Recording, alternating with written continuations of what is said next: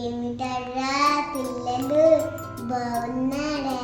నాకు మిమ్మల్ని అందరినీ చూస్తుంటే ఒక కథ గుర్తొస్తుంది, చెప్తాను, వింటారా? అనగా ఒక పొలం ఉంది. ఆ పొలంలో ఒక చిట్టి మేక ఉంది. ఈలోగా మన గుంట నక్కగారు వచ్చారు.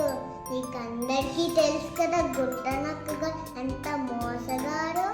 వారు మన చిట్టి మేక దగ్గరకు వచ్చారు. ఇలా అన్నారు, ఏంటి చిట్టి మేక, నన్ను మర్చిపోయావా? మేక ఇలా అంది, ఏంటి గుంట నక్క, నన్ను తినడానికి ఆలోచిస్తున్నావా? నక్కగారు దగ్గరకు వస్తూ, నేనేమి మోసగాని కాదులే మేక అన్నాడు. మేక పిల్ల తెలివిగా ఆలోచించి ఇలా అడిచింది, సింహం రాజా, సింహం రాజా, ఇటురా ఇటురా అని అడిచింది.